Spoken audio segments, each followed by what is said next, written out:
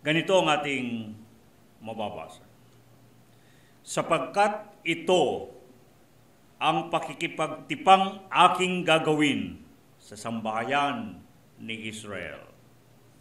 Pagkatapos ng mga araw na iyon, sinasabi ng Panginoon, ilalagay ko ang aking mga kautusan sa kanilang pag-iisip at sa kanilang mga puso, aking isusulat ang mga ito.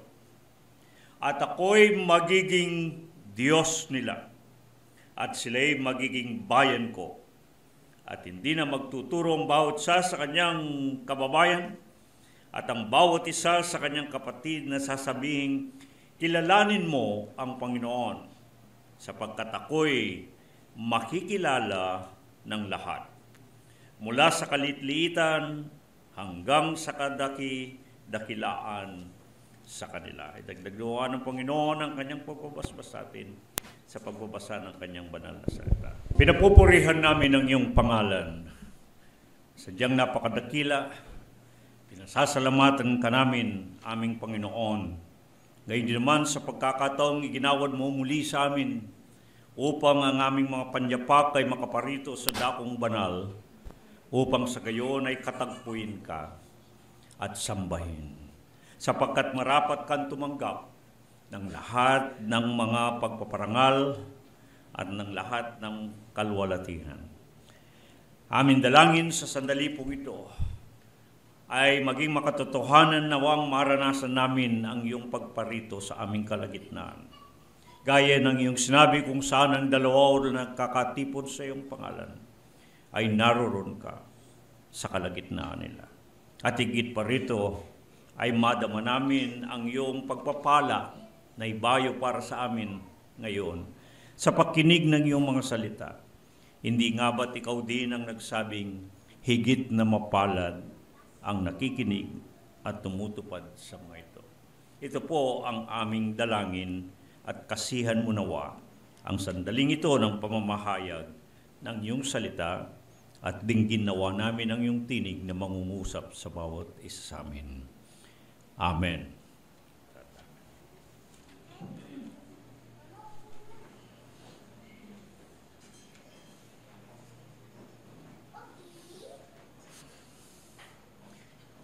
Hindi nalilingid sa bawat isa sa atin kung paanong sa angkawan ng Panginoon ay nagsisilbing itinuturing nating batayan ng katuruan o sentrong turo ang tipanan na ugnayan, yung tinatawag sa Ingles o sinasalin sa Ingles na covenantal relationship. Sapagkat isinasaalang-alang natin ang kahalagan, lubhang kahalagan ng relasyon sa Panginoon at ating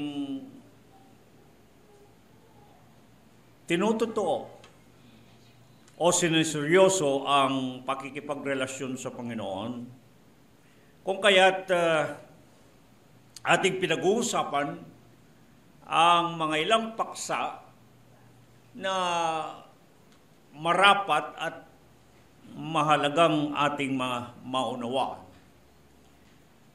Atin ang inilatag na maliwanag kung bakit ang Biblia ay hindi lamang basta isang pangkaraniwang aklat, kundi itinuturing natin at nagsisilbing isang pinakakasulatan ng pagtitipanan, a book of covenant o covenant book, aklat ng tipan.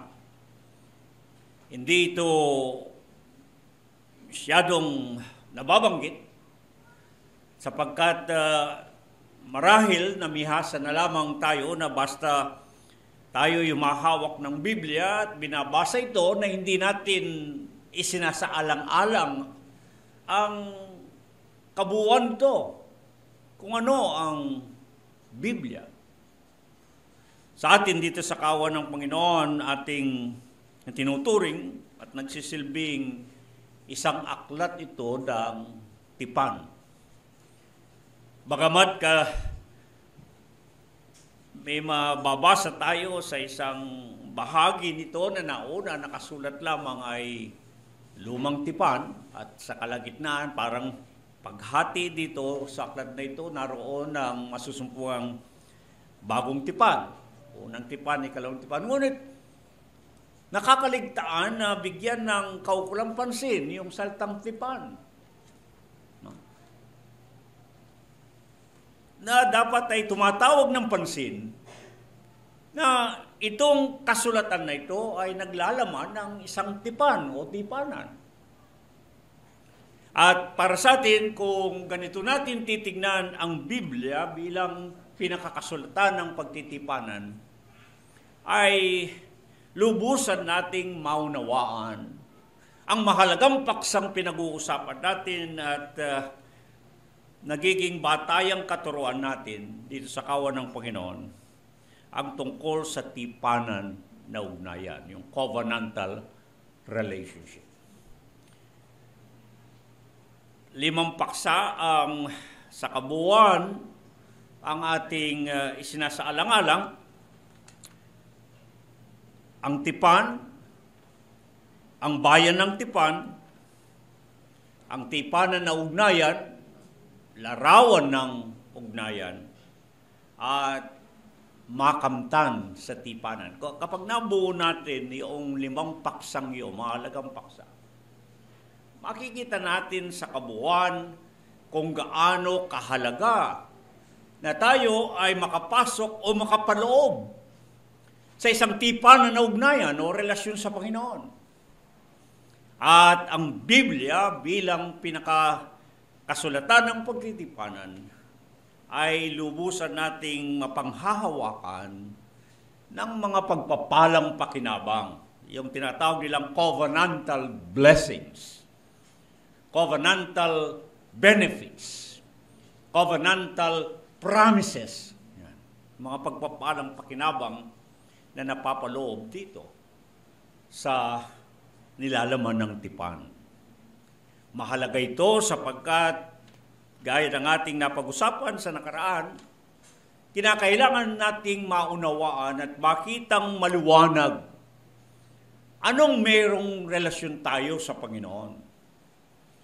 Sino o ano ang Panginoon sa atin at kaano-ano tayo ng Panginoon. Upang sa gayon ay maaari nating malayang sabihin na tayo nga ay may pakikipag-ugnayan sa Panginoon o ng pakikipagrelasyon sa Panginoon. At higit pa, ito ay isang pakikipag-ugnayan na mayroong pagtitipanan. Mamaya makita natin ito sapagkat ilalapit tayo ng ating paksang pag-uusapan sa lalong magaan at maunawaang ugnayan sa Panginoon na hindi madalas binibigyan ng pansin. No? At makikita po ninyo yan sa pagbusog ng ating pagtalakay. Ang paksang ating pag-uusapan ay pinamagatang sa ating aralin pagkain, ang tipan, usapan na ugnayan. Ano ba yung pinag-usapan sa tipan? Ano ba yung naging pagtuturingan sa pagtitipanan sa pagitan ng Panginoon at ng kanyang bayan? Upang sa gayon ay lubusan nating maunawaan itong pinag-uusapan nating relasyon sa Panginoon. Ano ba yung pinag-uusapan? Parang kagaya ng dalawang panig, nagsasagawa ng isang kasunduan, kinakailangan maluwanag sa bawat isa ano yung pinag-uusapan at ano yung pinagkakasunduan. Di ba? Kaya nga sa ating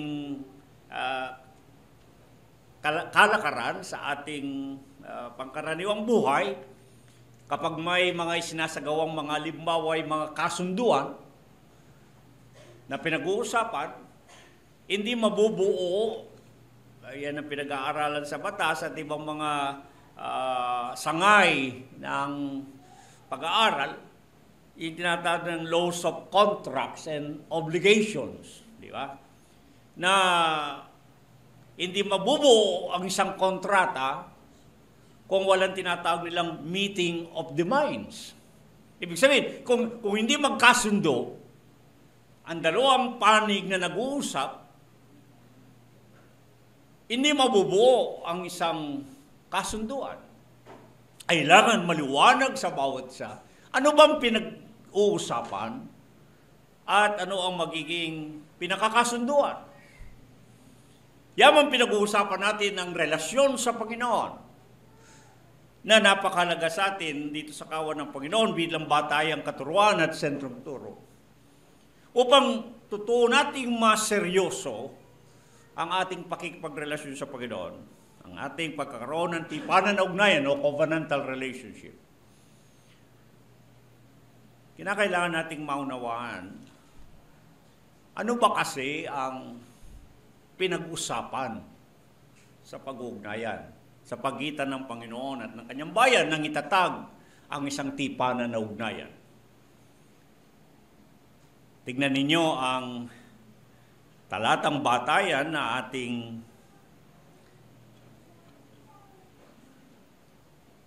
pinag-uusapan mula sa unang tipan ng Jeremias 31:33 at sa ikalawang tipan ng Hebreo 8:10. Dahil alam natin, pinaliliwanag na niluma ng Diyos yung una, lumipas at binago. Nagkaroon ng bagong tipan. Ang mas tinatawag na ikalawang tipan. Ngunit makikita natin, hindi nagbago yung nilalaman ng tipan. Bagamat sinabing hindi na sa pagbabago ng tipan, ang sabi ng Panginoon na hindi kagaya ng ipinakipagtipan sa kanilang mga magulang. Kung ano yung isinagawang pagkitipanan ng una. Napag-aralan natin nung nakaraan, kung natatandaan ninyo, sa paksang bayan ng tipan, pinag-aralan natin ang mga ilang tipan na isinagawa sa pagitan ng Diyos, ng sangkatauhan at ng isang sambahayan. Ang tipan kay Abraham, ang tipan kay na ipagpatuloy sa kaniyang mga anak, Isaac at Jacob, ang tipan sa pamagitan ni Moses, ang tipan sa pamagitan ni David, ang tipan kay David, at ang tipan sa pamagitan ng ating Panginoong Jesucristo. Hindi nagbago yung pinag-usapan. Ang sabi ng Jeremias 31:33, gayon din naman ay inilipat ito o kinuha ito ng Hebreo 8:10 at ito ang sinabi. Ito ang pakikipagtipanang aking gagawin sa sambahayan ni Israel, sinabi ng Panginoon. At ako'y magiging Diyos nila. At sila'y magiging aking bayan. That I will be their God, and they shall be my people. Kung titignan ninyo ang sinabing yon, walang pag-aalinlangan na ang isang salita na napakahalagang pag-usapan at hindi binibigyang kahalagaan at marapat na suriin ay ang salitang pagkilala. Na isinasalin sa Ingles na know, gayon din naman knowledge. Kaalaman. Ngunit, sa Biblia, mayroong natatanging paggamit ang salitang pagkilala, know or knowledge. Sapagkat ito ay tumutukoy sa pagpapakilala ng Panginoon sa kanyang bayan at yung pagkilala ng Panginoon sa kanyang bayan. Napakahalaga nung salitang ginagamit na pagkilala roon. Sapagkat mapapansin natin, halimbawa, sa mga awit 100 talatang 3, at ito ay maaring ituring na parang kapahayagan ng kaugnayan. Parang ito ay isang declaration or confession ng ugnayan ng Panginoon at ng kanyang bayan, na doon ay sinabi, alamin ninyo. Yung salitang alamin doon, pag tinignan ninyo sa ugat na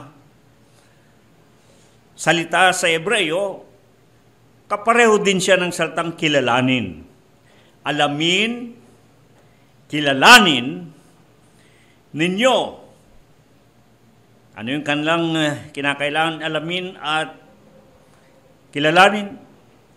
Na ang Panginoon ay siyang Diyos. Na ang Panginoon ay siyang Diyos.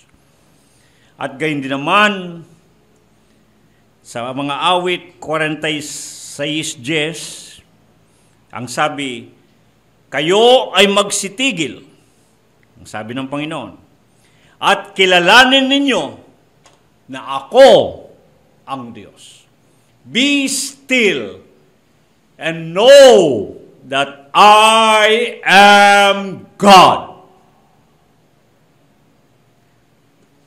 Kaya yung salitang pagkilala, alamin, kilalanin, ay napakahalaga pong salita. Sapagkat ito ay mayroong kinalaman sa pagpapakilala ng Panginoon kung sino siya, upang makilala siya kung sino siya. At gayon din naman upang makita ang pagkilala niya kung sino yung mga kanya. Na nakagawian sa mga iglesyang Kristiyano yung salitang tanggapin. Pinatatanggap na rin naman, tanggapin mo ang Panginoon. Ngunit sa Biblia, mas tama ang salitang kilalanin imbis na tanggapin. Mas madalas na ginagamit kasi at natatangi ang pagkakagamit ng salitang kilalanin. Kaya maging ang Diyos, sabi niya, kilalanin ninyo sino ang Panginoon. Ang Panginoon din nagsabi, kilalanin ninyo ako na ako ang Diyos. Doon pa lamang ay makikita natin ang halaga na ng salitang pagkilala. At maaring kinakailangang magtulak sa atin upang tayo ay kahit paano ay magdili-dili na tayo ba ay merong kinikilala na Panginoon sa ating buhay. Ano ang pagkakilala natin sa Panginoon? Sa mga panahon natin, naging palasak na yung, o naging bukang bibig na yung Lord. Di ba? Panginoon. Panginoon. Lord, si Lord, ang Panginoon. Panginoon. Pero gaano katotoo na naunawaan ito? Kailangan talagang lubusang makilala. Kaya mahalaga yung salitang pagkilala sa Biblia. Upang mabuo o kung paano nabuo ang tipanan na ugnayan, yung covenantal relationship sa pagitan ng Panginoon at ng kanyang bayan. Ito ay nagugat sa ang pagkakatatag ng pag-uugnayan at pagtitipanan sa sinasabing nangyaring pagpakilala ng Panginoon na siya ang magiging Diyos. At pagkikilala sa kanyang mga kinatipan na sila naman ang magiging kanyang bayan. Mapapansin ninyo na dito sa pinagtipanan na pag-ugnayan o isinagawang pagtitipanan sa pagitan ng Panginoon at ng kanyang bayan, palaging sinasabi, inuulit-ulit, pakikita ko sa inyo, yan. Inuulit-ulit na inihahayag sa nangasusulat na ang magiging pagtuturingan sa pag-uugnayan ng Panginoon at ng kanyang bayan ay ito. Ako ang Panginoon, ang magiging Diyos ninyo, at kayo naman ang magiging aking bayan. Yun ang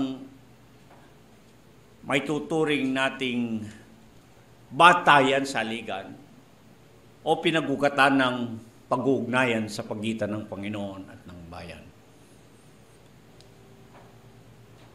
Bago natin talakayin itong pinag-usapan sa pag-uugnayan, ano yung naging usapan ng Panginoon at ng kanyang bayan nang sila'y magtipanan, mahalaga muna nating suriin yung pagkakabanggit at pagkakagamit ng salitang pagkakilala.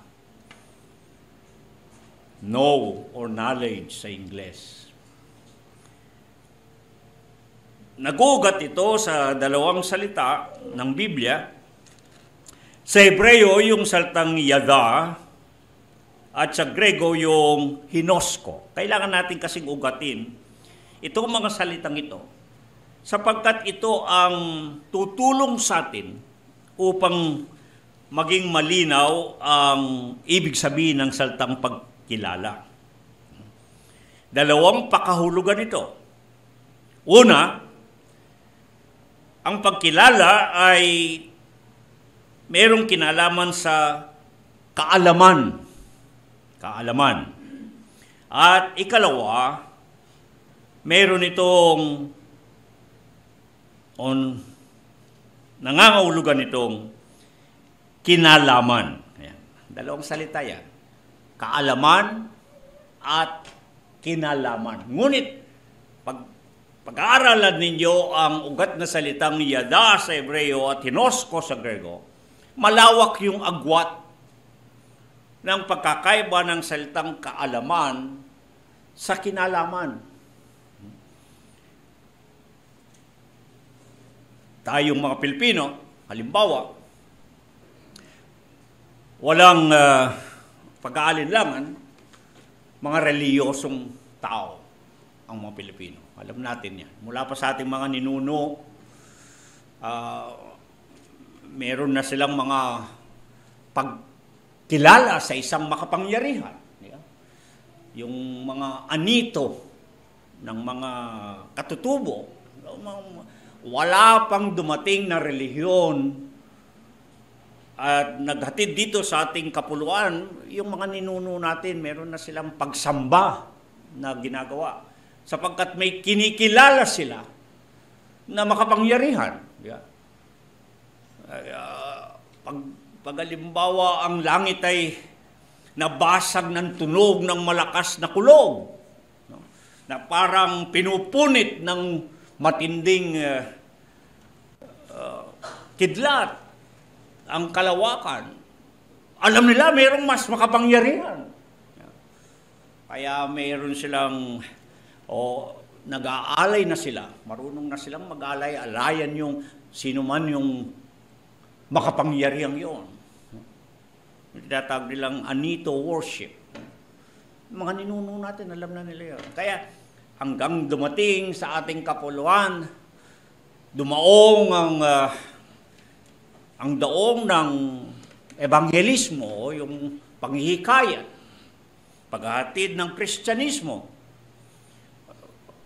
Bago pa man yan, ang mga Pilipino ay reliyoso na. Ngunit madalas mapapansin natin na yung pagiging reliyoso ay meron lamang itong kaugnayan sa kaalaman sa Diyos. May nalalaman tungkol sa Diyos. Yun yung saltang pagkilala, kaya nga sumasamba tayo sapagkat may kinikilala sila.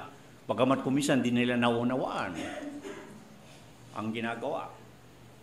Nagiging kaugalian lamang o kung ano man ang nagtutulak sa kanila upang gawin nyo.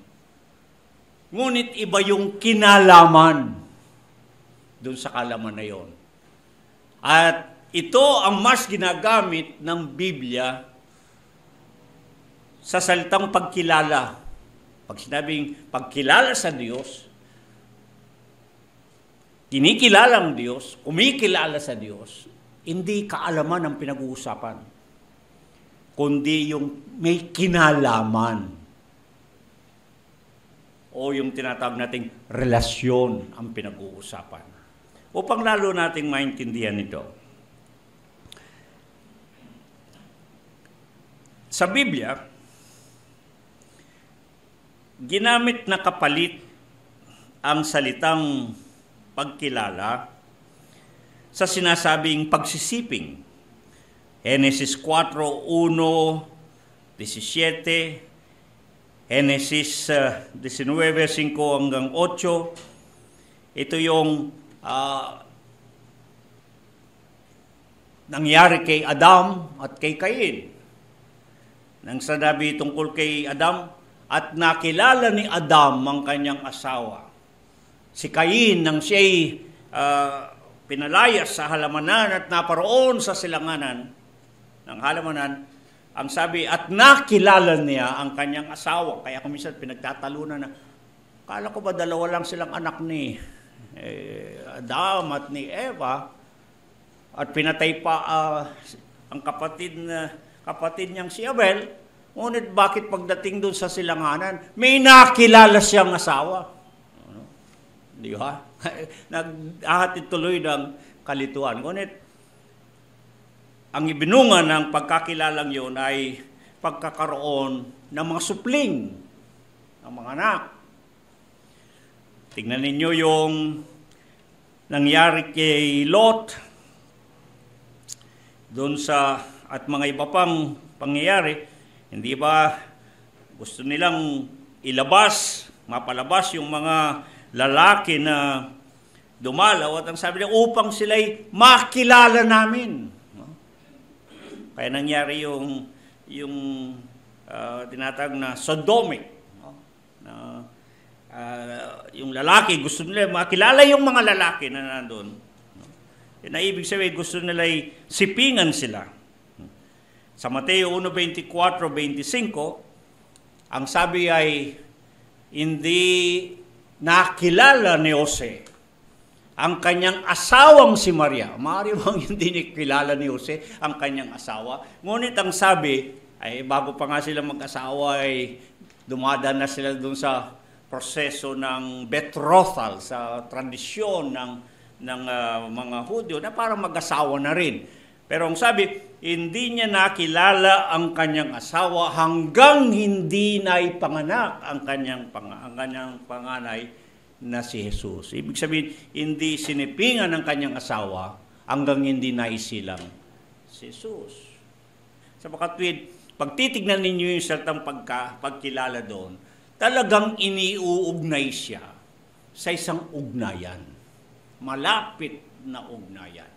Kaya pag pinag-uusapan ng tungkol sa pagkilala sa Panginoon at yung pagkilala ng Panginoon sa mga kanya, ay ipinakikita, ipinahiwatig yung malapitan at sarilanan na ugnayan.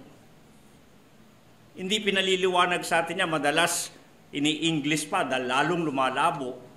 Sapagkat ang sabi, kailan meron kang personal relationship sa Panginoon. Ano yung personal relationship na pinag-uusapan, di ba? Paano yung personal relationship na yon? Ang salitang pagkilala, no. Pinaliliwanag yan. Pinaliliwanag na kung kagaya ng salitang pagsisiping, ay ibig sabihin, yung pakikipagrelasyon sa Panginoon, yung pagkilala sa Panginoon, ay nangangulugan ng isang malapitan, intimate, at sarilinan, no? Exclusive. Yun yung personal relationship na hindi pinapaliwanag, basta sasabi lang tanggapin mo ang Panginoon, magkaroon ka ng personal relationship.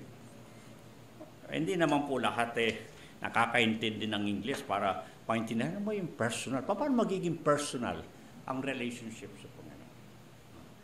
Kaya napakalaga ng salitang pagkilala sa Biblia sapagkat mas ipinaliliwanag nito yung pakikipag-unyon, no? Having union relationship with God.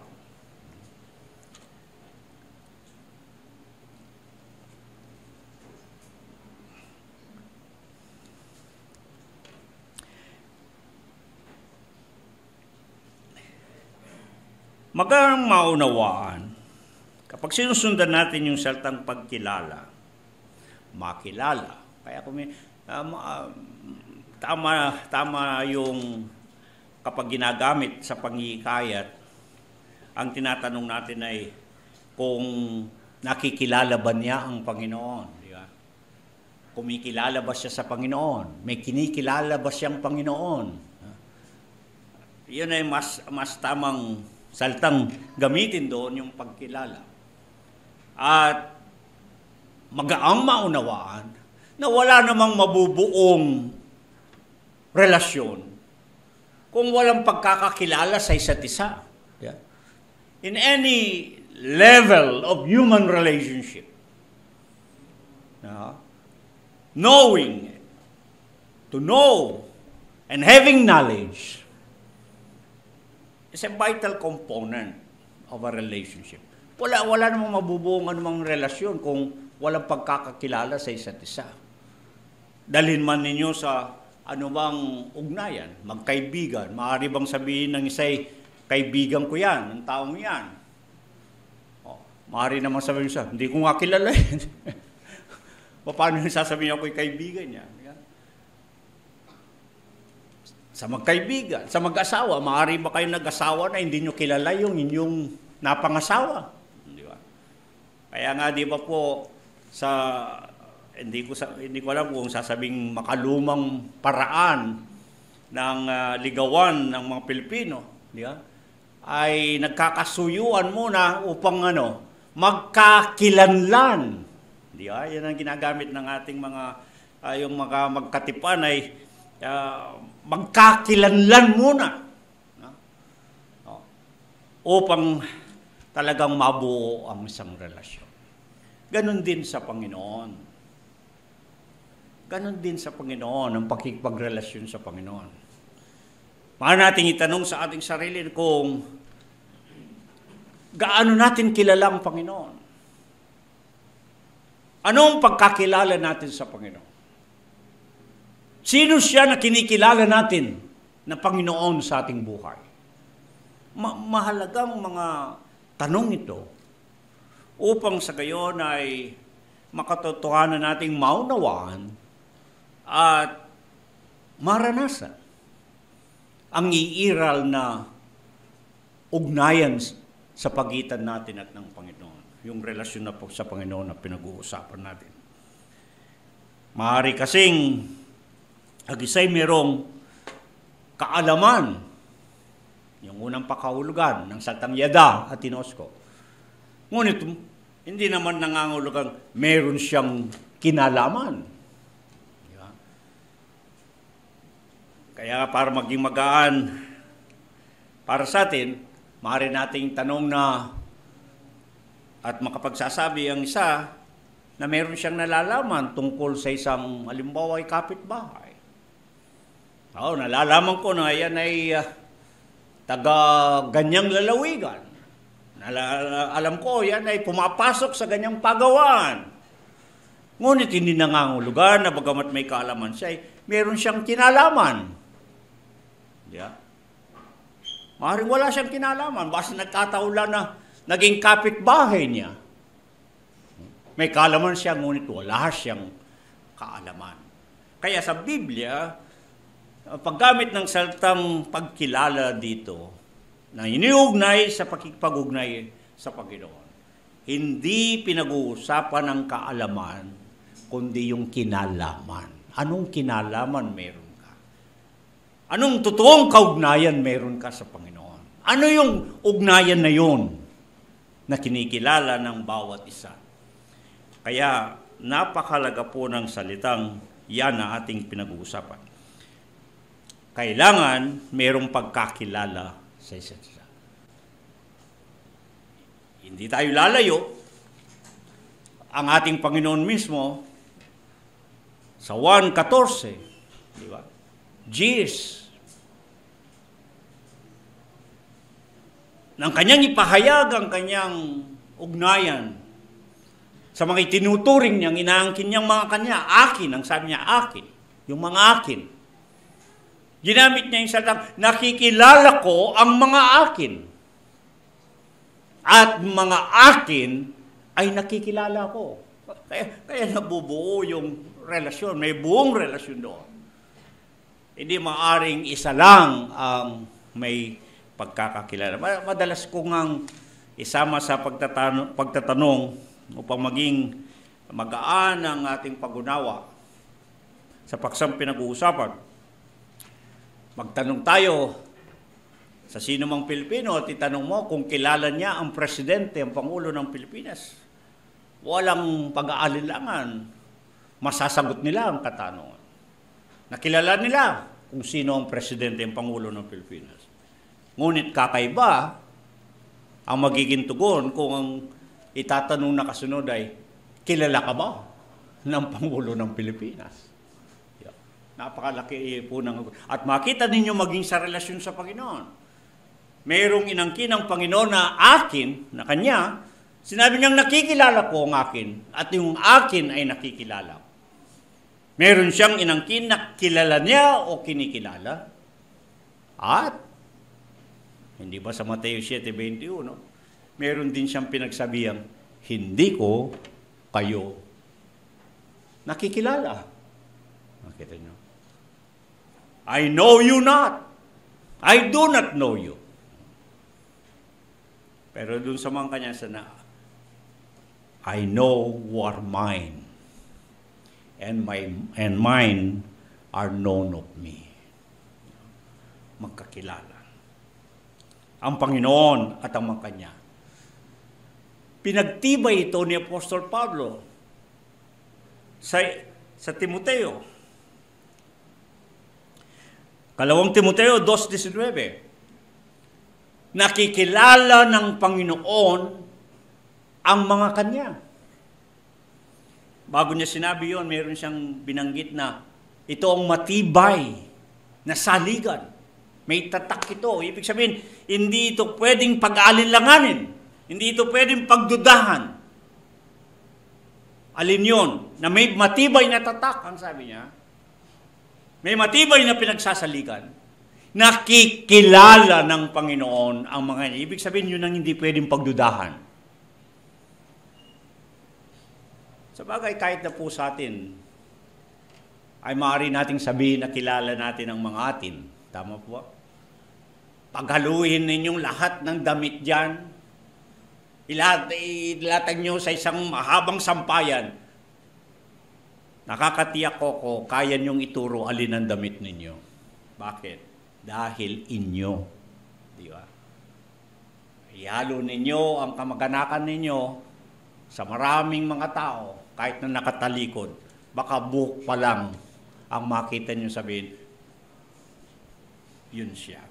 kilala ninyo ang mga inyo. Ganon din ang Panginoon. Nakikilala niya ang mga kanya.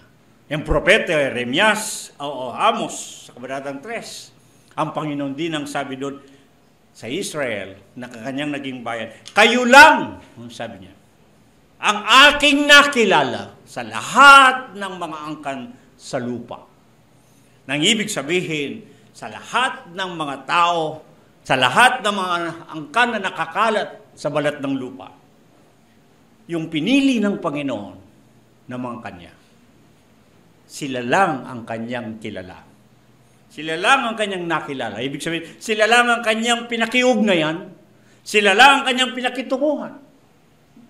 Yun ang ibig sabihin ng, kayo lang ang aking nakilala.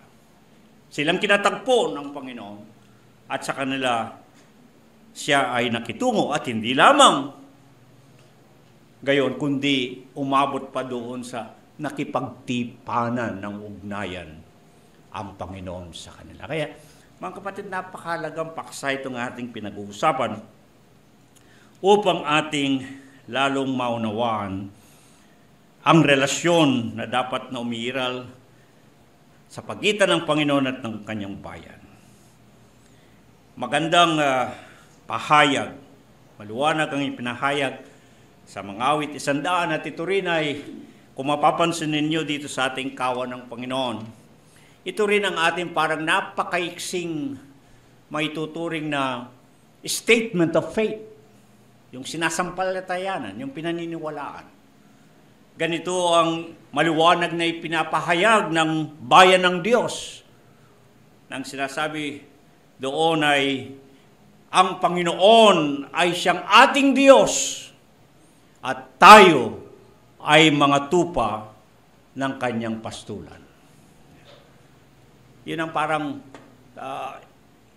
confession, declaration. Yun ang parang kapahayagan ng kanilang kaugnayan. At siya rin ang ating pinanghahawakan dito sa kawan ng Panginoon. Ano bang relasyon meron tayo sa Panginoon? Ano bang pinanghahawakan nating pinaniniwalaan na ating kaugnayan sa Panginoon? Ang Panginoon ang siyang ating pastor at tayo'y kanyang bayan at mga tupa ng kanyang pastoran.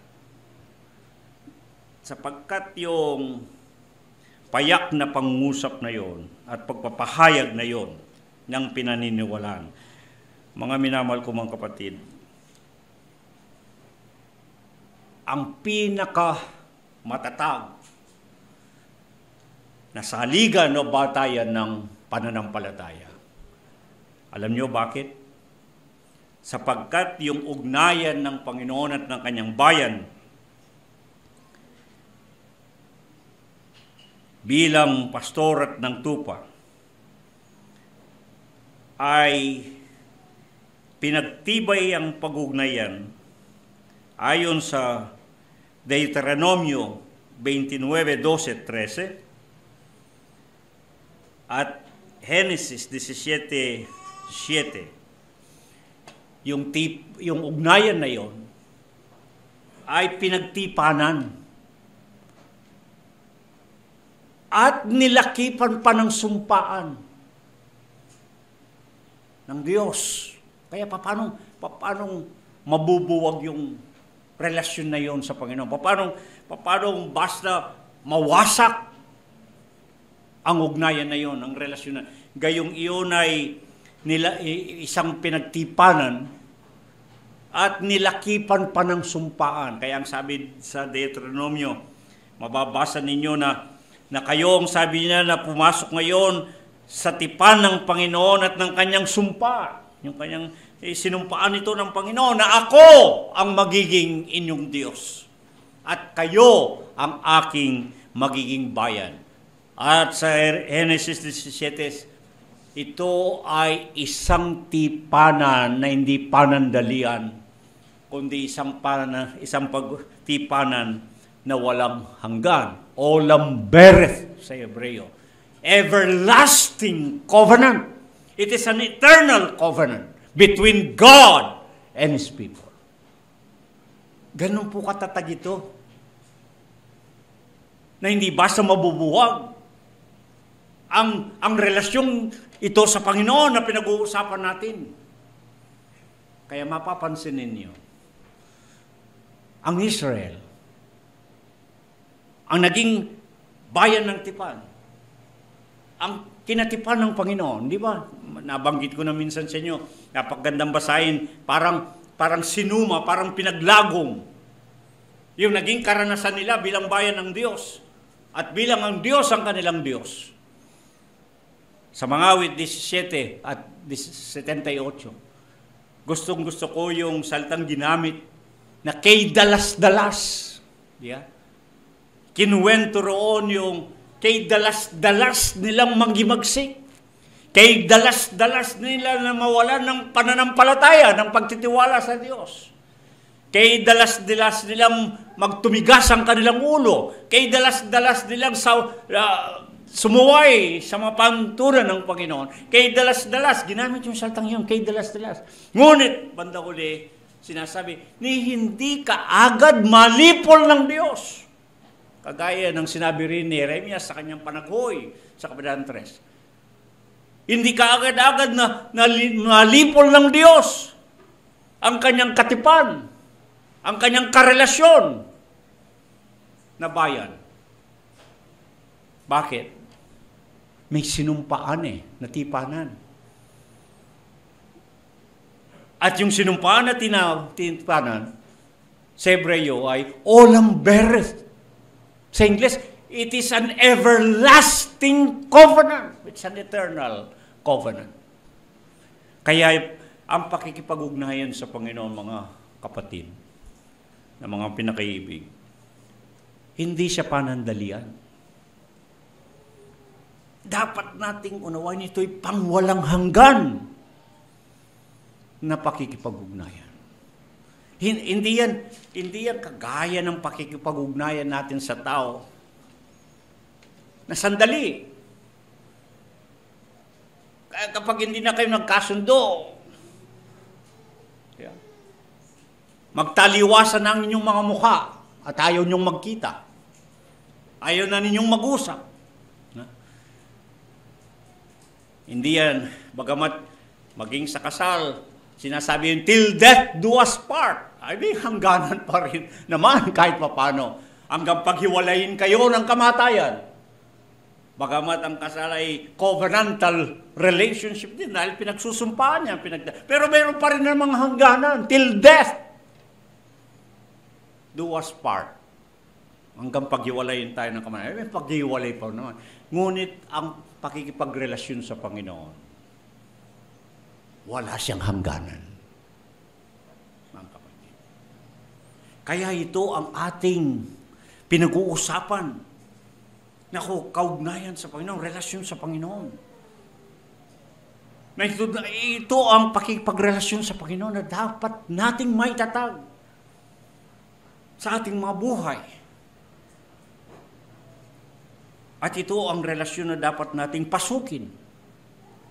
Makapasok tayo at makaloob sa covenantal relationship, sa isang pakikipagtipanan ng pag-ugnayan sa Panginoon. Dahil ito isang olam bereth, an everlasting covenant. Isipin ninyo, kahit na tayo, kaya doon ipinapasok yung talata na sinabi na kahit na hindi kayo maging tapat, mananatiling tapat ang Diyos. Isipin po ninyo yun. Pag tayo'y nakapasok, nakapaloob doon sa tipanan na ugnayan, doon sa covenantal relationship sa Panginoon. Hindi sinasabi na huwag kayong maging tapat. Pinag-usapan na natin yan. Kailangan meron ding katapatan sa katipanan. Hindi ba? Pero ang sinasabi, isipin ninyo, dahil ang Diyos ang siyang sumumpa. Ang Diyos ang nagsagawa mismo ng ditong pakikipagtipan. Isipin niyo, mananatiling tapat ang Diyos. Kahit sakali may mga sandali na tayo nagkukulang, hindi nagiging tapat sa Diyos. Hindi magbabago ang Diyos. Walang anino ng pagbabago sa Diyos. Yun ang ganda ng pakikipagrelasyon sa Panginoon. Nitong olam bereth Itong everlasting covenant. Isipin nyo, walang hiwalayan ito. Mamatay tayo, abutin tayo ng kaarawan ng kamatayan, hindi pa rin tayo mahihiwalay sa Panginoon. Hindi ba?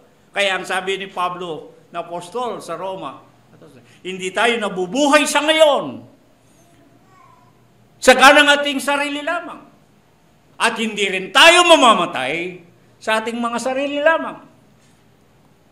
Gusto ko idugtong yung salta, parang yung nakita kasi reading between the lines, yung sinabi, walang pagkakaiba sa tayo'y mabuhay o sa tayo'y mamatay.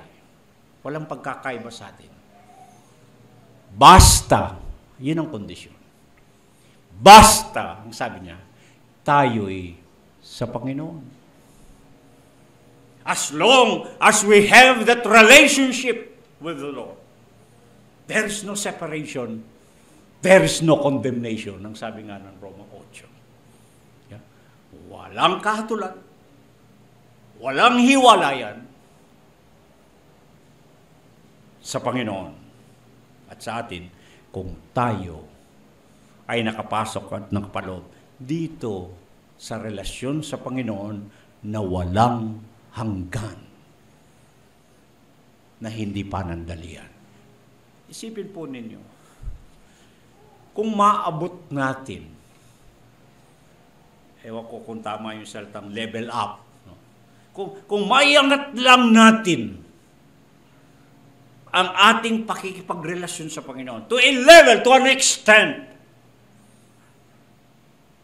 just as what the Bible says of this covenantal relation, kung maiangat natin, kung hindi man biglaan, kahit na unti-unti maiangat natin, mailapit natin lubusan ng ating mga sarili sa ating pakikipagrelasyon sa Panginoon doon sa isang parang isang tipanan, isang sumpahan na walang hiwalayan, walang hangganan na pakikipagrelasyon sa Panginoon. Mga kapatid, wala na sigurong pinaka-blessed state. Wala na sigurong pinaka-mapalad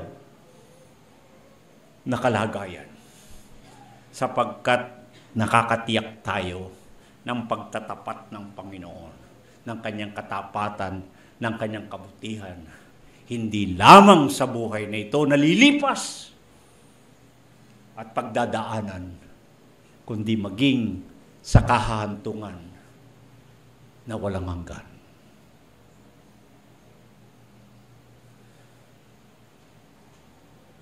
Kaya po mahalaga sa atin sa kawan ng Panginoon itong tipan na ugnayan, itong relasyon sa Panginoon. Sapagkat bandang huli, ang dulo ng lahat, pagharap sa Panginoon, kung sino tayo o ano tayo sa Panginoon. At sino ang Panginoon para sa atin. Yun lang naman ang dulo ng lahat ng bagay. Di ba? Pwede nang laktawan, lampasan yung mga pinagtatalunan, pinagsasalungatan ng mga iba't ibang mga katuruan. May mga katuruan, kailangan meron kang pagdadaanan na proseso. Meron kang parang baitang na kailangan na daanan. Meron namang pangyayari na wala lahat yan. Ang pinakamahalaga, dadaan ka man sa proseso, wala ka man dadaan ng proseso, walang pinakamahalaga, kundi yung ikaw ay may relasyon sa Panginoon. That sums it all. Di ba? Tingnan ninyo yung magnanakaw na nakapako sa krus. Hindi naging mabuting tao, kaya nga siya magnanakaw. Pero sa isang iglap lamang, pagkakasabi lang sa Panginoon, alalahanin mo ako, Panginoon. Pag ikaw ay nakarating sa iyong paraiso, ang sagat kagad ng Panginoon. Hindi, magpabautismo ka muna. Hindi, magmiyembro ka muna. Hindi, ganito mo muna yung gawin mo. Ito, magsisi ka muna. ay kaagad sinabi ng Panginoon, ngayon din, kakasamahin kita sa paraiso. Ang ibig ko sabihin, mga kapatid, hindi ko naman sinasabing may shortcut. May madaling paraan. Hindi. Maaring tayo dumaan sa isang proseso upang makarating sa ibig ng Panginoon na layo niya sa buhay natin. Maaring ipadaan pa nga tayo ng Panginoon sa isang mahirap na paglalakbay sa pananampalataya. Makikipagpunyagi sa maraming mga sakit at hirap upang maging puspos at lubos ang ating pananampalataya. Maging parang sinalang ginto. Hanggang hindi maalis yung ating mga, kumbaga sa pasamaan ng mga rough ages, yung mga may mga magaspang pang mga bagay sa atin na kailangan mawala, mga dumi at hindi karapat-dapat. Kailangan muna tayong pulbusin ng Panginoon sa isang apoy ng mga pagsubok. Maring yun paraan ng Panginoon. Meron namang maring hindi na dumaan sa ganung paraan. Ngunit isang pinag-uusapan doon, relasyon sa Panginoon. Kaya doon tayo tumutungo sa ating mga aralin. Sapagkat yamang hindi natin hawak ang mga karawan ng ating mga buhay, di ba? Mas makakasiguro tayo, anuman ang mangyari, kung tayo sa Panginoon, sa mabuhay o mamatay, walang pagkakaiba. Ang mahalaga, tayo'y sa Panginoon. Hindi ko alam kung matatapos ko mahaba itong ating aralin. Hindi pa ako nakakarating doon sa talagang usapan natin. Ano ba ang usapan sa ugnayan? Ano ba yung pinag-usapan na relasyon ng Panginoon sa kanyang bayan? Na siyang ating paksa. Nang sinabi doon ay, ako ang Panginoon. Ang magiging, tignan niyo yung salita, ako ang magiging Diyos ninyo. At kayo naman, ang magiging aking bayan. Yun yung pinag-usapan. Yun yung pinagtipanan. At napakalagang unawain natin yun. Halimbawa, ang sabi ng Panginoon sa usapan na ngayon, ako ang Panginoon. I am the Lord.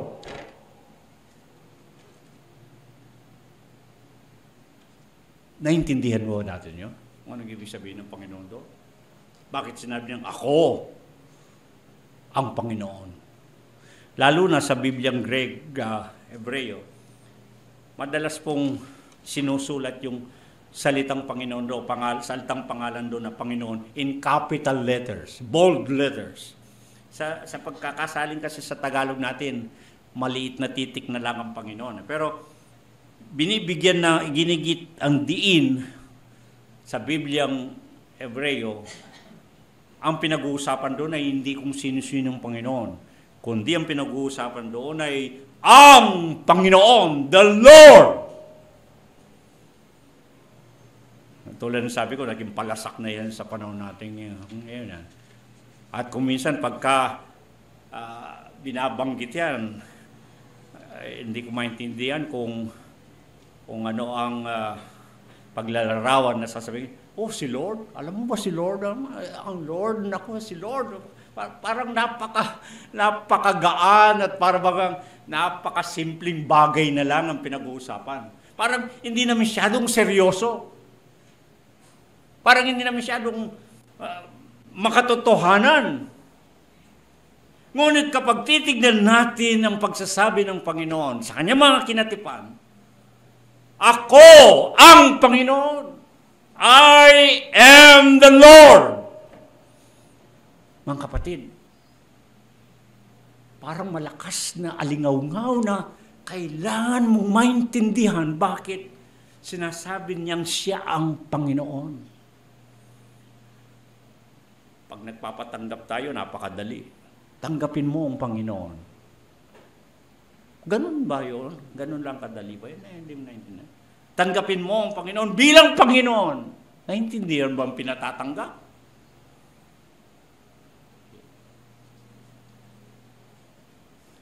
Yung pangalan, kung tutusin, sa Exodo 3, yung tinatawag nilang the covenantal name of God. Yung pangalan na binigay ng Panginoon na pagkakakilanlan siya. Yun yung pangalan ng kanyang pakikipagtipanan. I am that I am. Ako yaong. Ako nga. Kasi sabi ni Moses, ano sasabihin ko ng pangalan mo? Kaya doon sa pakikipagtipanan ng Panginoon sa kanila, binigay niya yung pangalan niya. Ako nga, I am. Kaya ang tawag po doon ay covenantal name. Yung kasi ang pinakilala ng Panginoon para sa kanyang pakikipag-ugnayan at pakikipagtipanan sa kanyang bayan. Pero alam natin na yung saltang Eye sa Hebreo, I am that I am. Yung pagkakakilanlan ng nakipagtipanan na Panginoon sa isang tipanan na ugnayan sa Exodo 3:13. Ang ipinakilalang pangalan ay sa kanyang magiging katipan na bayan ay yung pangalan niyang ako yung ako nga. Yung madalas isalin na Yahweh, Yod-He-Waye sa Grego. Yung 4 na titik, ako nga. Ngunit, madalas na ipinapalit doon sapagkat alam naman natin na iniingatan nilang huwag banggitin ang pangalan ng Panginoon. Kaya sa mga Hebreo, imbes na babanggitin ang pangalan ng Panginoon, tahimik sila doon. Baka magkamali sila ng bigkas o maaring ang turing ng sarili ay marumi ang kanilang dila upang banggitin ang banal na pangalan ng Panginoon. At alam natin ang kautusan ng Panginoon, di ba? Huwag mong dadalhin ang pangalan ng Panginoon sa walang kabuluhan. Thou shalt not take the name of God in vain. Kaya, kung magbabasa siguro tayo dapat, kung tutusin, ganitong pagbabasa ng mga Hebreo. Halimbawa, ang Genesis 1:1. In the beginning, Bereshit, the genesis of things. Sa pasimula, ang Diyos, nilalang niyang langit. Ang Elohim, hindi nila babanggitin yung saltang Elohim. Hindi nila babanggitin yung saltang Gregong Theos o Deus sa Latin o Diyos sa Kastila. Ang gagawin na lang nila ay nang pasimula, titigil sila. Hindi nila babanggitin yung saltang Diyos. Nang pasimula, nilalang ang langit at lupa. Lalaktawan nila dahil iniingatan nilang huwag mabanggit yung salitang Diyos. Hindi kagaya natin Pilipino, madulas ka madapa. Di ba? Napapadiyos siya. May mga pagkakataon naman nang ginagamit na lang ay Hashem. Nag-ibig sabihin ng pangalan. Nagkakaintindihan nila. Nang pasimula, ang pangalan.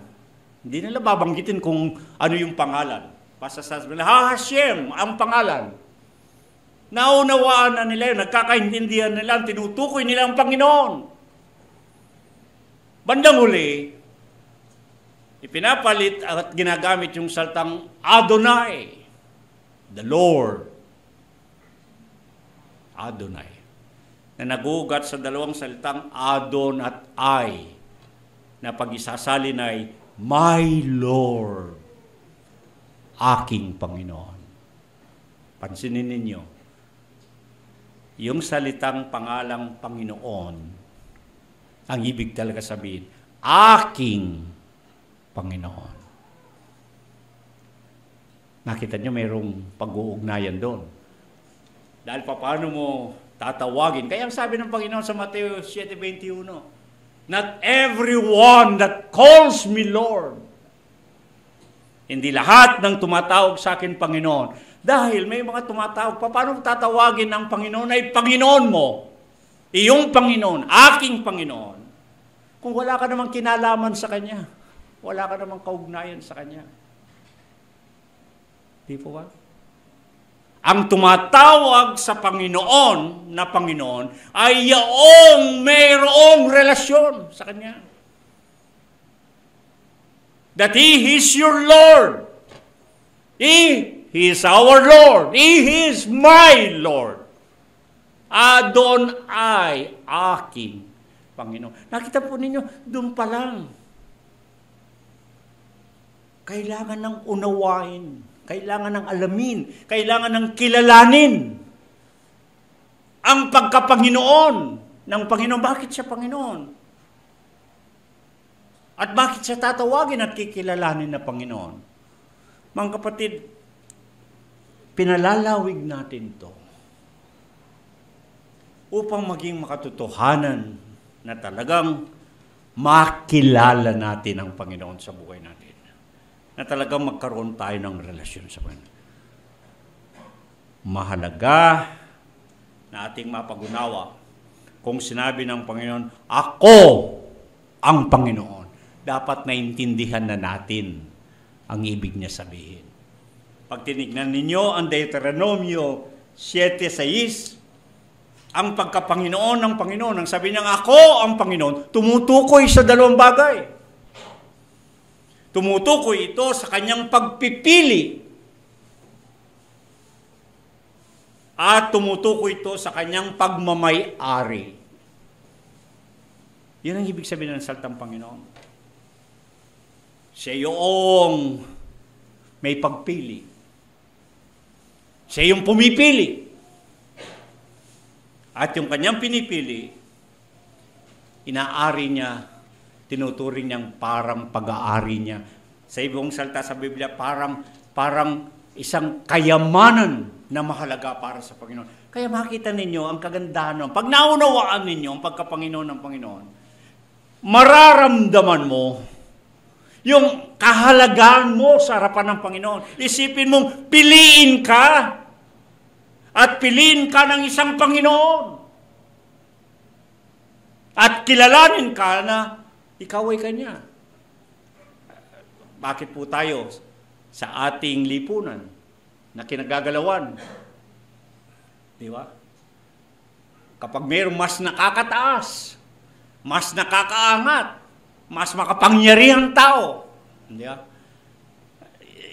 Malabis tayo nagagalak na tayo kahit bigyan lang ng pansin. Di ba? Samantalang dito ang pinag-uusapan, ang Panginoon.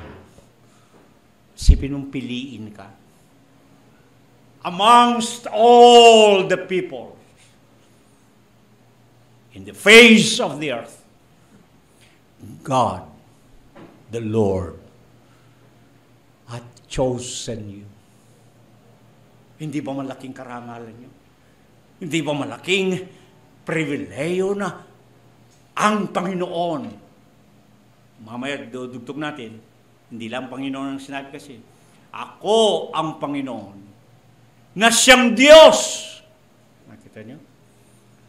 Pero doon pa lamang sa pagiging Panginoon niya, isa na dapat na malaking bagay na isipin natin, isang Panginoon, ang Panginoon mismo, ang pumili sa atin at gawin tayong kanyang sariling pag-aari niya. May ginamit na salita doon ng Deuteronomio, yung ginamit sa Ingles na apple of his eye. Ginagamit natin yun sa idioma o ekspresyong Ingles na ibig sabihin paborito. Di ba? Pag sinabi, yan ang apple of his eye. Yung apple of the eye. Yan yung paborito, yan ang gamit natin. Pero sa Biblia, ginamit yung salitang yon, apple of his eye, apple of the eye of God. Ibang ibig sabihin. Hindi paborito. Ang ibig sabihin doon ay itim ng mata. Yung mata natin, yung pinakaitim dyan, ang tawag dyan ay apple of the eye. Yung itim, pinakaitim ng mata natin. At yung pinakaitim ng mata natin, ang pinakamaselang bahagi, dahil alam natin kahit na munting alabok, diba? Ang tumama riyan, halos mabulag tayo sa sakit. Yun ang tinatawag na itim na mata. Ang ibig sabihin ng Biblia sa Deuteronomy, sabihin na Panginoon, kayo ang kaking itim ng mata. Ibig sabihin, ganun na lamang ang pag-iingat ng Panginoon. Ganun na lamang na ingatan ng Panginoon kung paano ang turing niya sa mga inaangkin niyang kanya, pinapanginoon niya, parang mahalagang kayamanan. Just like a precious wealth. Maintindihan naman natin siguro yun. Tayo, pag meron tayong, yun nga ating alahas, puwit ng baso lang Ika nga, no? Pinakaingat-ingatan natin yan, pinakatatago natin yan. Isang mahalagang kayamanan na sa atin yan. Parang ganon. Kung tayo sa Panginoon, kung meron tayong pinapanginoon, at ang Panginoon na yan ang nagpapanginoon sa atin, na siya ang Panginoon, mga kapatid, alagang-alaga tayo. Iniingatan tayo ng Panginoon para tayong mahalagang kayamanan sa Kanya. Kaya masarap pag-usapan ang pakikipagrelasyon sa Panginoon.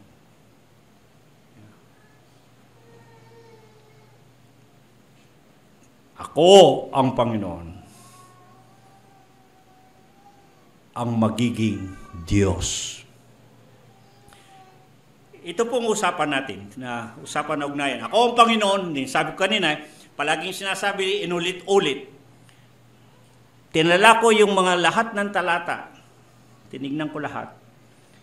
Nang sabihin ng Panginoon na, ako ang Panginoon, ang inyong magiging Diyos. Kung titignan po nito, sipin ng ating aralin na pagkait, 30 talata na ang aking nahagilap sa buong Biblia. Na ulit-ulit yun lang sinasabi, ako ang Panginoon ang magiging inyong Diyos. Ako ang Panginoon na magiging inyong Diyos. Ako ang Panginoon na inyong magiging Diyos.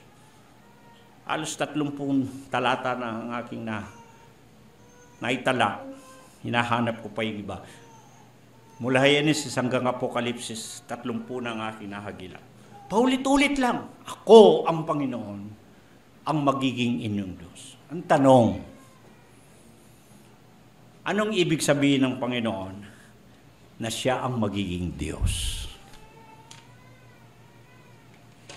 Kung tatanungin natin tuwiran at dito ako magwakas sapagkat mahaba po ito, tutuloy natin sa susunod. Kung itatanong sa atin, anong ibig sabihin ng Panginoon ay iyong Diyos? Sige nga po, sagutin natin. Ano kayang ibig sabihin ng Panginoon nang sabihin, ako ang Panginoon, ang magiging, tingnan yung salita, magiging Diyos. Dahil sa iba, hindi siya ang Diyos nila, ang Panginoon. Hindi, ang Panginoon ay nagiging Diyos sa kanila.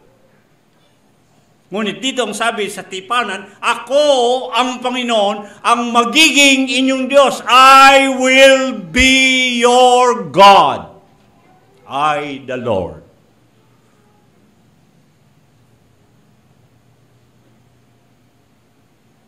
Paano natin unawain at kilalanin sa buhay natin ng Panginoon ay Diyos natin. Siya ang ating Diyos. Alala ko ng mga bata kami.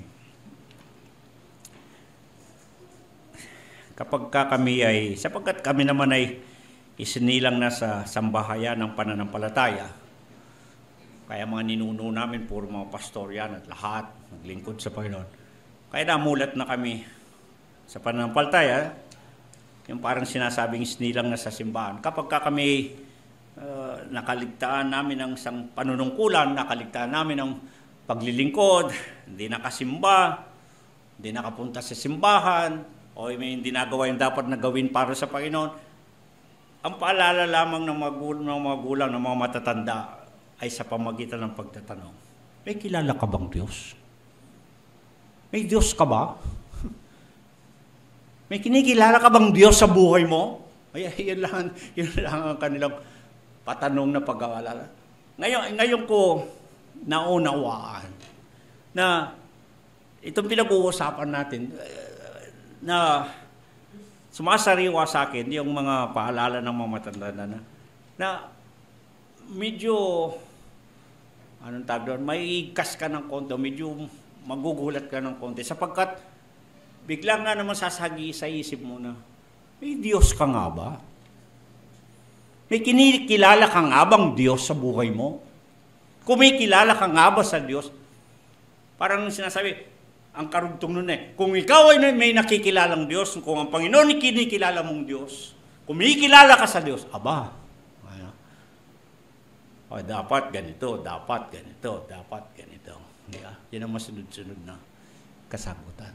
Dapat huwag mong kaligtaan ang pagsamba. Dapat huwag mong kaligtaan ang paglilingkod. Dapat huwag mong gawin ang hindi dapat sa harapan ng Panginoon. Dapat hindi ganito. Sapagkat siya iyong Diyos. Nakita po niya, pag diniinan mo ng gusto, kung bakit yun ang ipinasok ng Panginoon na kanyang usapan sa ugnayan ginawa sa kanyang kinatipan na bayan, ang bungad na pahay ng Panginoon, ako na Panginoon, ang magiging Diyos, kasi baka hindi niyo ako Diyos. Kaya palagi ko sinasabi sa inyo, pag binabasa ninyo ang Diyos sa Biblia, ang Diyos ng Biblia, the God of the Bible, yun yung Diyos ni Abraham, Diyos ni Isaac, Diyos ni Jacob, Diyos ni Moses, Diyos ng mga magulang, Diyos ng Israel. Sa isang saglit, isipin ninyo, Diyos nila yun. Baka hindi ninyo Diyos. Diyos ba ninyong Diyos ni Abraham? Diyos ba ninyong Diyos ni Isaac? Diyos ba ninyong Diyos ni Jacob? Diyos ba ninyong Diyos ni Moses? Yung Eye Ashereye, yung I am that I am? Diyos ba ninyo ang Diyos ng Israel?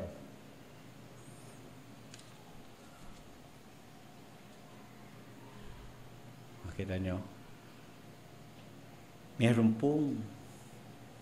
Merong mahalagang bagay na nakapaloob doon kung bakit sinasabi ng Diyos sa kanyang pakikipagtipanan.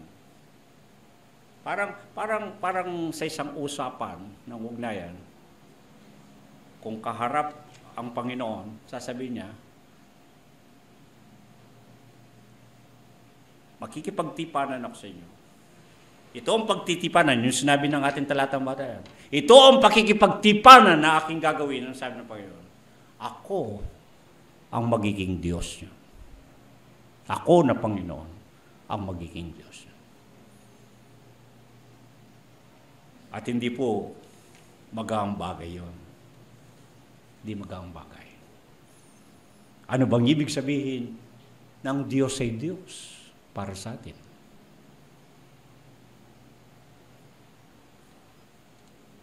Palasak sa atin, tulad kung sabi ko, yung saltang Diyos, madupilas lang isang tao, nababanggit niya yung Diyos. Bukang bibig, yung Diyos. Ngunit, anong ibig sabihin? Na siya'y Diyos. Ang sagot ng mga awit, 103, na parang yun ang kapahayagan ng kaugnayan ng sabi, alamin ninyo, kilalanin ninyo ng Panginoon, siyang Diyos, Elohim sa Hebreo.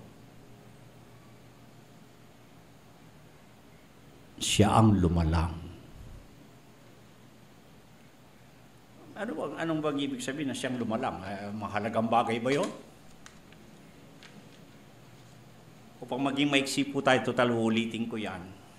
Para magtapos lang tayo dahil hindi tayo mapapahaba.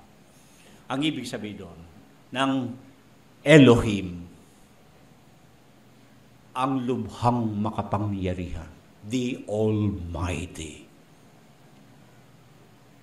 Ang makapangyarihan sa lahat. Bakit? Dahil siyang lumalang ng lahat ng bagay. Langit at lupa at lahat ng nakalaman nito. Wala nang makapangyarihan pang kagaya niya. Paulit-ulit yan, sinasabi sa maraming talata sa Biblia, ang tanong ay palagi, who is God? Who are you, O God? Sino ikaw na Panginoon? Sino ikaw na Diyos? Sinong kagaya mo? Palagi po niyo mababasa yan sa maraming talata sa Biblia. Tinatanong, sino ba ang Diyos? Mahalaga yun sapagkat paano natin makilala ng lubos ang Panginoon? Paano tayo magkaroon ng relasyon sa Kanya kung hindi natin siya kilala? Kung sino siya? Sino itong Diyos na ito? Ang Elohim, ang makapangyarihang manlilikha, lumalang ng langit at lupa at lahat ng mga. Upang maging payak po at magtapos tayo, sabihin ko na muna sa magaang paraan. Kapag may Diyos ka, ibig sabihin, may kinikilala ka na mas higit sa iyo. May kinikilala ka na mas nakakataas sa iyo. May kinikilala ka na mas makapangyarihan kaysa sa iyo. Sapagkat marami sa mga tao ang nangabubuhay na parang silang makapangyarihan sa sarila. Gagawin nilang gusto nila. Susundin kung ano ang ibig nila. Iniisip nila, pinapanukala na sila ang makapangyarihan sa buhay nila. Kaya nabubuhay silang ateos, walang Diyos. Bakit? Wala silang kinikilalang makapangyarihan eh. Ang pagkilala nila, kagaya ng sinabi ng literatura ni Shakespeare, di ba? Yung mga nag-aaral noon sa literatura, yung napakabang tula o poema ni Shakespeare, sasauluin mo at merong katagado na sinasabi niya, I am the captain of my soul. Yeah. Ako, ang parang, ang tawag nila doon, kapitan ng aking barko. Ako ang kapitan ng aking buhay. Dadalhin ko ang buhay ko kung saan ko gusto. Ako ang magdidesisyon sa buhay ko. Yun yung mga walang Diyos. Kaya dito sabi, ako ang magiging ng Diyos. Iba yun. Kailangan may kikilalanin kang mas makapangyarihan sa iyo. May kikilalanin kang lumalang sa iyo na kung wala siya, ay wala ikaw. Kung hindi niya nilikha ang tao, alabok ka, lupa ka. Once we come into that full consciousness, once we realize that there is God who created all things, the heavens and the earth and all that are contained therein, mga kapatid. Yun ang pasimula. At magiging bata yan para magkaroon ka ng relasyon sa Panginoon. But unless you acknowledge, unless you know that He is God.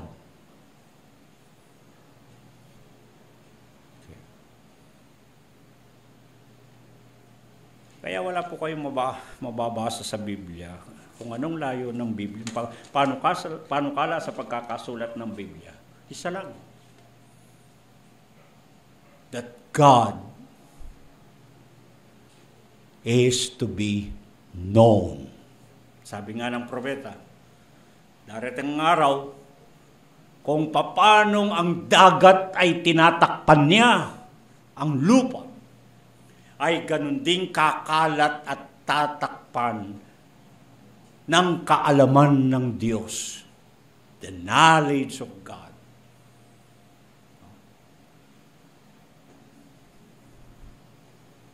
Ay lalaganap at tatakip sa buong lupa. Kagaya ng pagtakip ng tubig ng dagat. Ibig sabihin, wala namang ibig ng Diyos. Pagbasahin niyo lahat ng mga talata, si isa lang.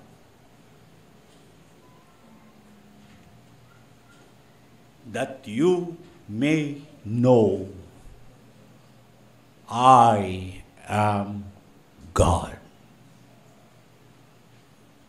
Upang malaman ninyo, upang kilalanin ninyo na ako ang Diyos. Mga kapatid, kapag yun ang pag-uusapan natin sa susunod na pagkakataon, malaking bagay na dapat nating maunawaan. Bakit may Diyos? Bakit siyang Diyos?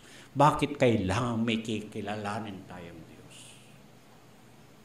sa buhay natin? Ang aking dalangin at hangarin,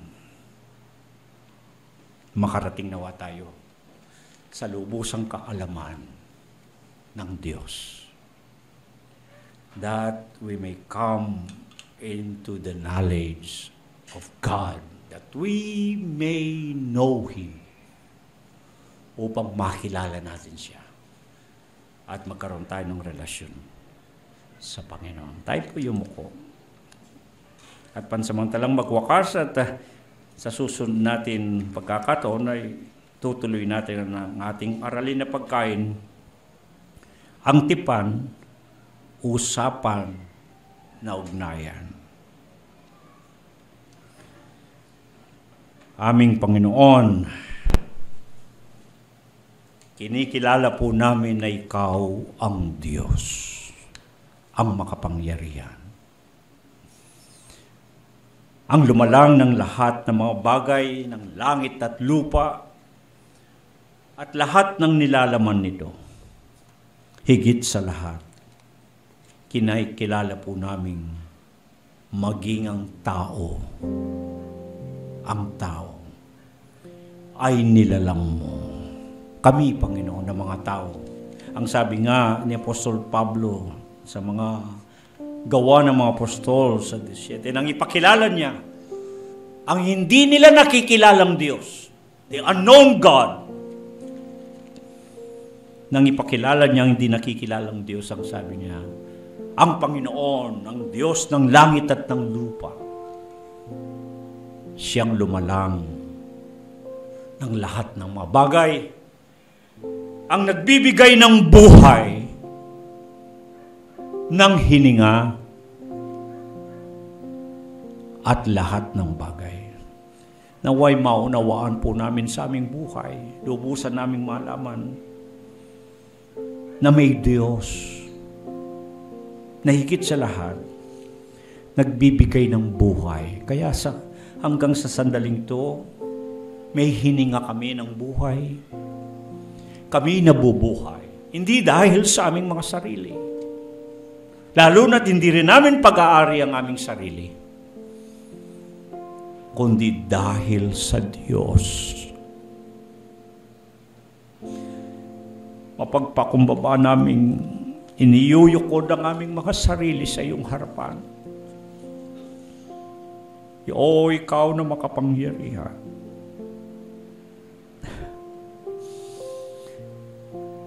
Maunawaan namin, malaman nawa at maunawaan namin ang pagiging Diyos mo sa buhay namin. Ikaw nawa magiging Panginoon, ang magiging Diyos ng buhay ng bawat isa.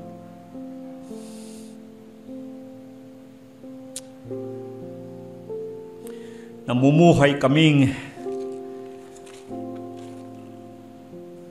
mayayabang, nakapagyayabang. Pinagyayabang namin pati ang araw ng bukas.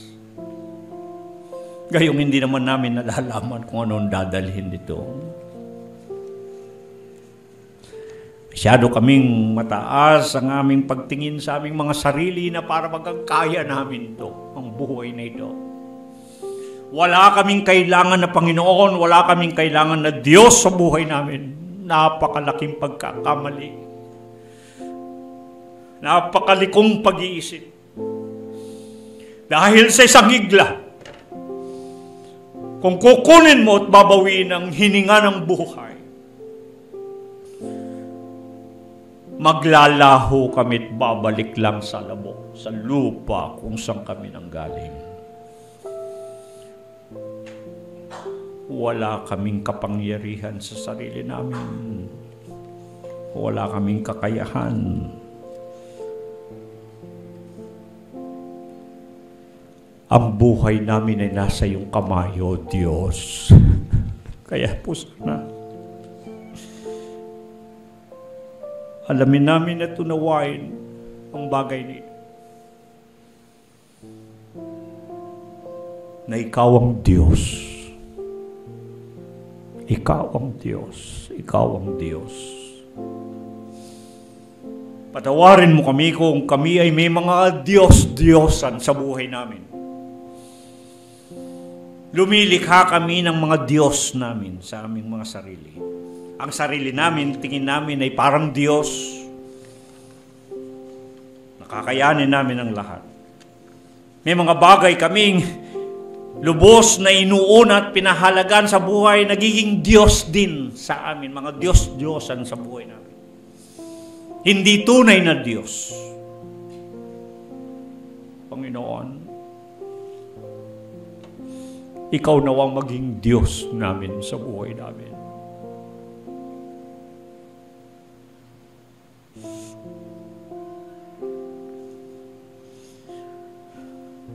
Sa panahon po namin, ang mga Diyos-Diyosan na hindi na mga idolo, na kagaya ng bato, pilak, kahoy, na inukit.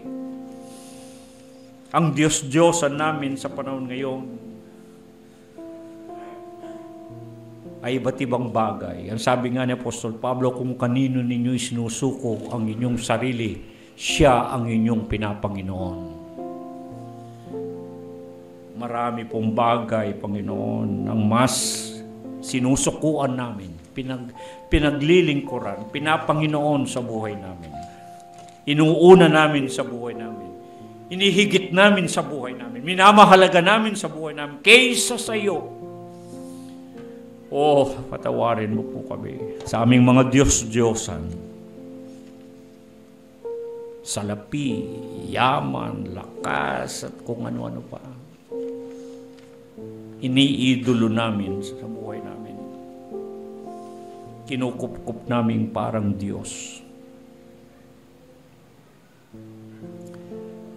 Sana po'y makarating kami sa lubusang kaunawaan, pagkilala sa iyo, na walang ibang Diyos maliban sa iyo. At ito po ang aming dalangin. Amen.